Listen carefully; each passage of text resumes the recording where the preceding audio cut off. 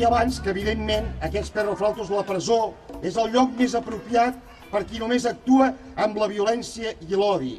I així, a més, aprenen a una cosa que és molt important, a dutxar-se a Sant Jordi, que ens ajudi, que m'ajudi a mi, que us ajudi a tots vosaltres,